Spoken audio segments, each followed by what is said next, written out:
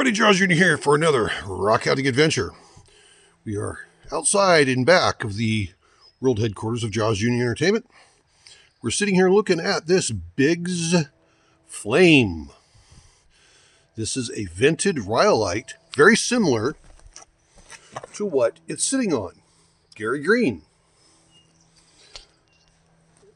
Both these are vented rhyolite, and a lot of steam and minerals were coming up through the Earth's surface into vents that made this stuff. Now, there's been some issues that's popped up with this, and I've been part of that problem. And part of it is the stuff is difficult to work because it's so brittle. I've worked a lot of it so far, and yeah, there's a problem with this. So we're still going to go move forward. I'm going to cut this one in my 10-inch trim saw, and I'm going to cut this one in my 18-inch slab saw.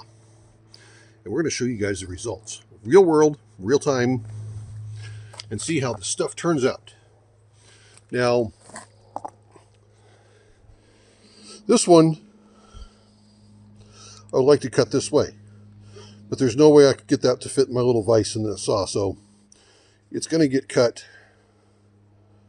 this way. And this one here, I will see how I can get it oriented into the saw. I'm not exactly sure which direction I'm going to cut it yet. I know what I would like to do, but I also have to be careful on not causing damage to my saw, just in case if this stuff does break. So hang tight. We're going to get both of these mounted up and ready to be cut.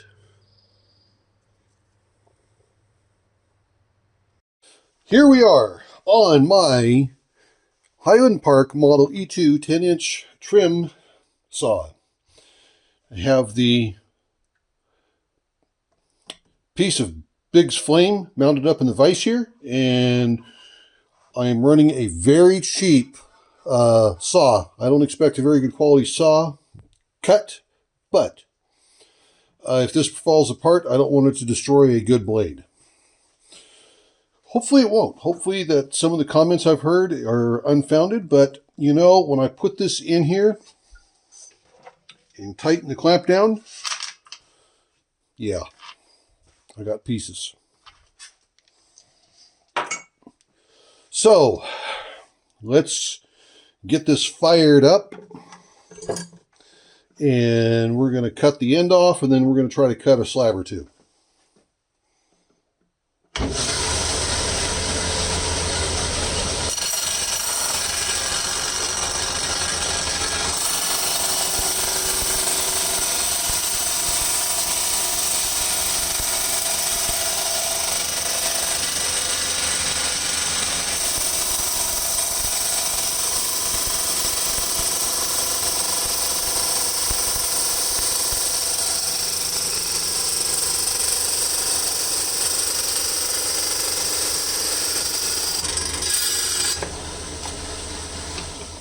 That was not sped up. That was very easy to cut. This is very soft material.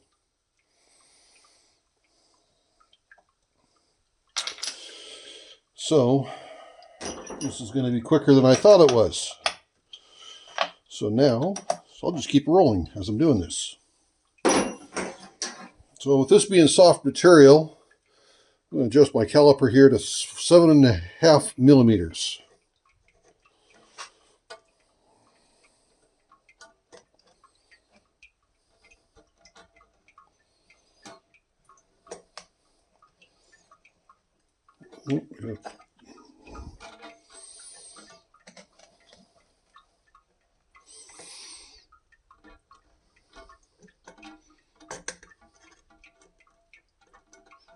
Okay, that's close enough. A little bit thicker than that.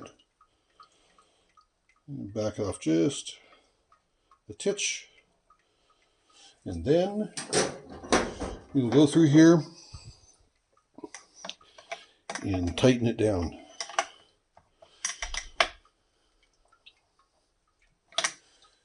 Okay, let's do another cut. Back this off, start.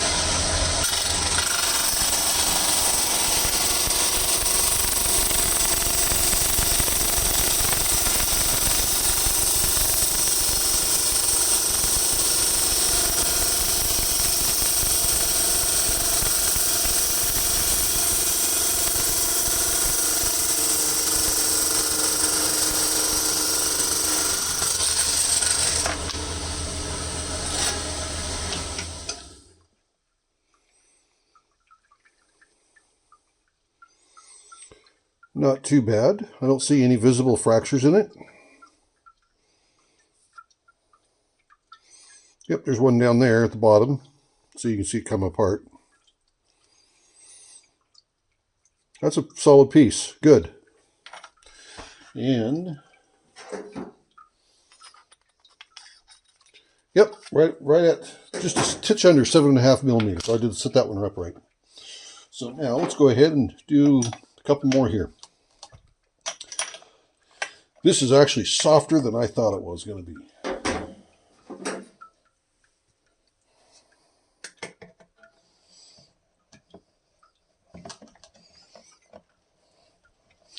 And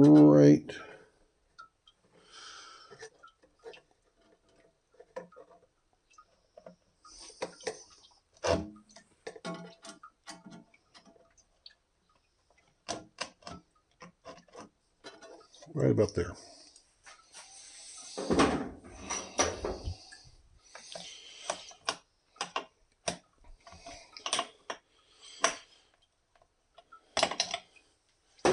And cut some more.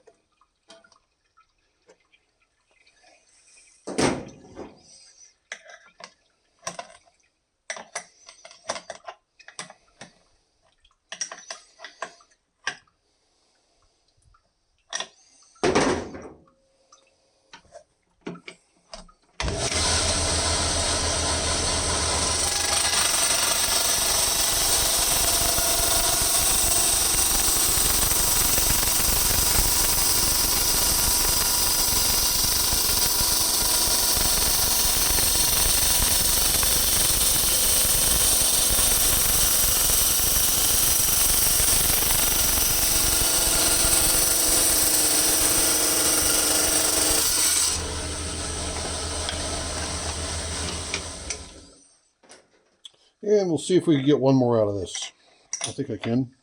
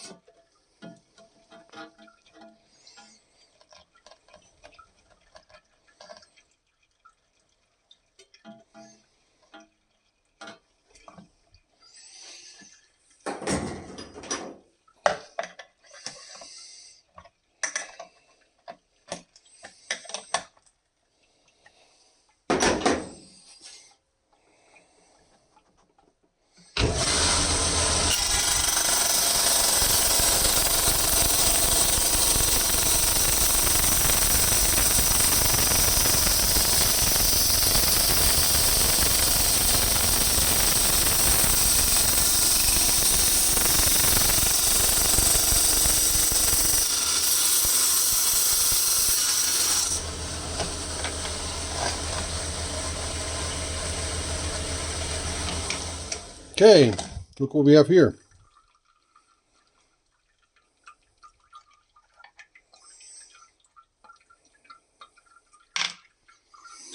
And on this here, look at that. I saw a crack. Nope, that one's solid. Nope.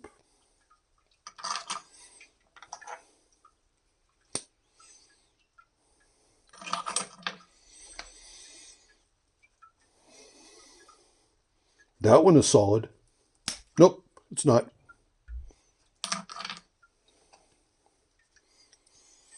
This is the end cut, which is pretty solid. So there we go. That's still big enough to do something with. Look at that fire pattern though. It's a shame that this stuff has got some issues with it. But this is why it's not the most expensive material out there.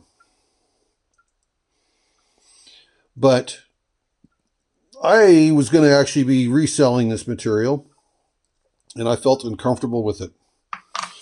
And this is why. But, geez, this is gorgeous.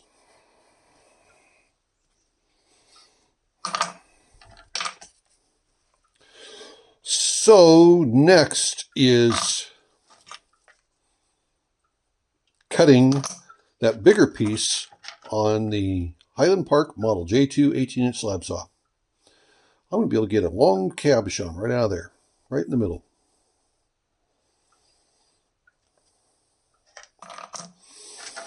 Yep, I'm going to be able to get some cool material out of this one.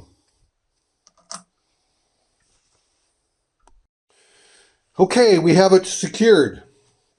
I could not get it mounted the way I wanted to cut this way. So I'm forced to cut the direction I really don't want to cut. But we're going to go with it. I have my old blade on here that I use for obsidian. I was going to change out the blade, but based on how it cut with that cheap Chinese blade on the 10-inch saw, I thought, you know, I'm going to run this one here and then sit here and listen to it. And then we will see what happens. And I'm going to be sitting here listening to it with my hand on the power button, basically. So I'm going to shut the lid, and when we open the lid back up, we'll show you this first end cut taken off and to see what's going on. Okay, the saw is done. Let's go ahead and pull the carriage back. Take a look. There's not too much red on that one. Ooh, I just picked up the end cut, and that happened.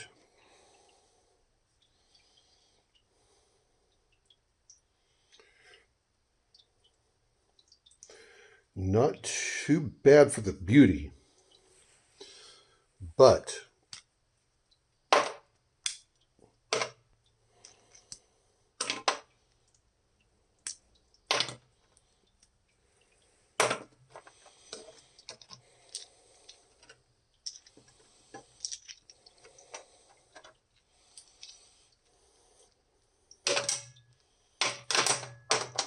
now let's try one more.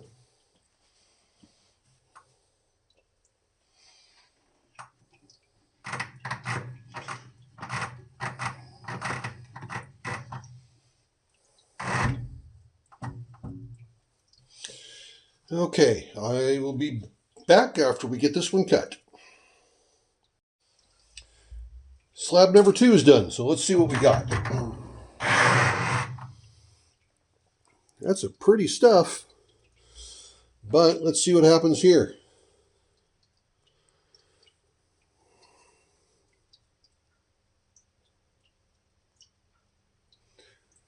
I have a glare on my camera. Huh, interesting.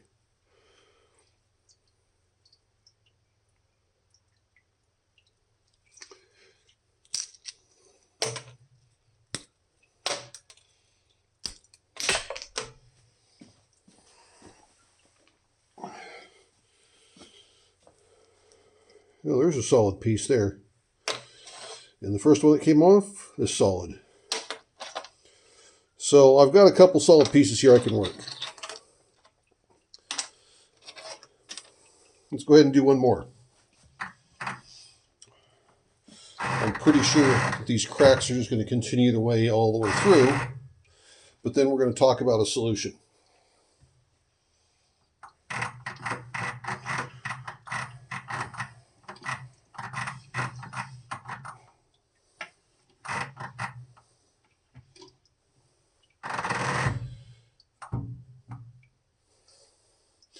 Okay, I'm going to let you guys go. We'll come back for cut number 3. The third cut is done.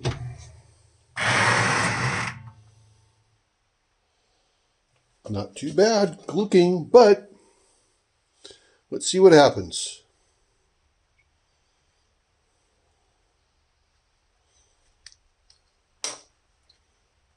Oh, that one's pretty solid. You get the ends kind of taken off. Look at that hematite in there.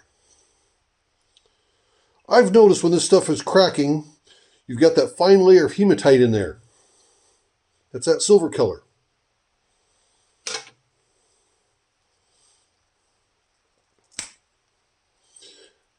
See, you've got a little bit of hematite up there, but there's still plenty of cracks in here. So, but that one there is solid. Yeah, that one there is solid. Got to be careful. Those are sharp edges now. So let's take all this stuff up and put it on the workbench, and let's talk about this quickly. Okay, here's what we got from today's cutting. I did another one. I did not break it. But these are the ones I did on the trim saw, cut with water. And I've decided that I'm probably going to stabilize all of these before I process them, before I make anything out of them. Then these are not, or cut in oil. So you can't stabilize them now because they're full of oil and you can't really, it's hard to get the oil out. So I'm not going to worry about stabilizing those. Couple of things then. I'm going to probably show you the process on how to stabilize this material. And what we'll do is we'll take a couple chunks, stabilize it.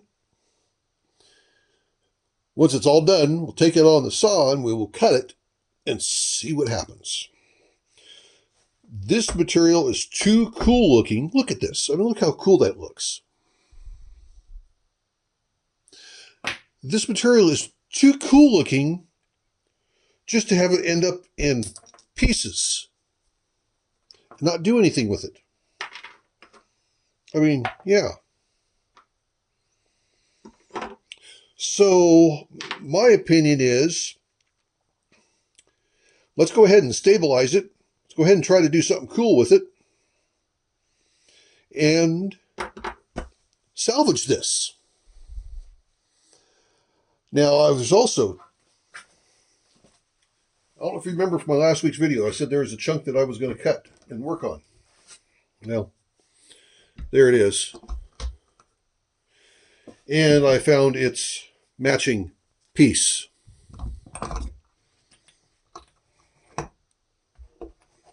So, now this is very hard. This up here, not so much. But it would be fun to see if I can get pieces cut through this transition area and what I could make out of it. We also have kind of a transition. Here's more of that hematite. You can see that right there. We have a transition area right here too. But see, there's fractures in that part. That's why I think it is important to stabilize this material. It's too beautiful. Now let me show you something else, folks. This is why, to me, this is so important.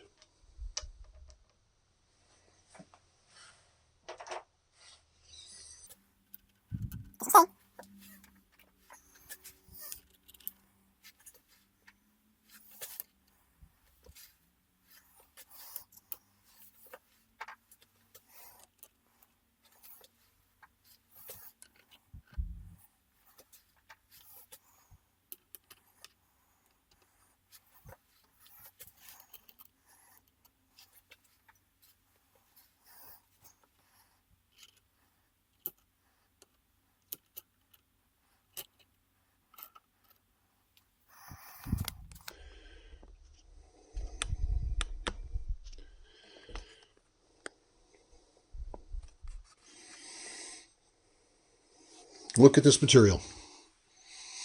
It takes a fantastic polish. Now, these are not cabochons. They are chunks because you see how they are? Polished on one side and rough on the other. And guess what? All of these have been sold. All of them.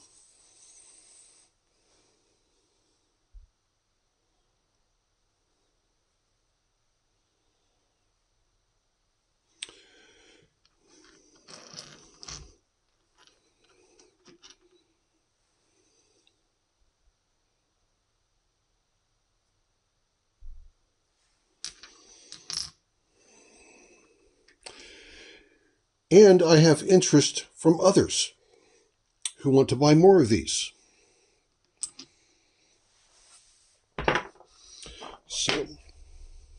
So I've got pieces waiting in the wings over here that I'm going to do this with. But yeah, I've already got these sold. And this is why I want to push on this material, because look how good it looks. And this is what's so frustrating, is it looks good, but it is so brittle and so fragile. So for some material, such as things I want to make a cabochon out of, like that piece right there with that flame. See, look at the flame on that.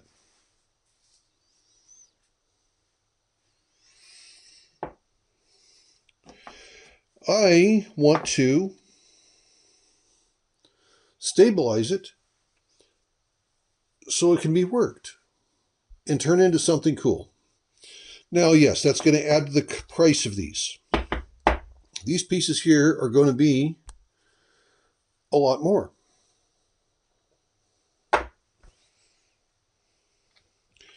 So there you go, everybody. This is why I'm working very hard on this Biggs area flame. And grainite and the Wasco white, you don't have a problem with. That stuff is no problem. And I don't know if the grainite has a problem either, but this stuff here that's coming out of this deposit, this area where this flame is coming from, I want to do it and I want to figure it out. Unfortunately, not everybody's got the skills to do this. Not everybody's got the tooling to do this. I don't have the skills. I'm going to learn on the fly because I have not done much stabilization in the past. So you guys are going to come along with me. When I start the stabilization process, you're going to come along. And we were going to go through the steps and get a bunch of this stuff stabilized, cut, and ready for some cabochons, make some slabs out of it. So I'm going to let you guys go. This has been a long video, but it's well worth it. Look how beautiful this stuff is. So just remember, everyone's life's an adventure. Then there's mine. Doing my best that I can with this Biggs flame. This is the Adventures of JawsJr. Have a good one, everybody. Let's look at this one here. See ya.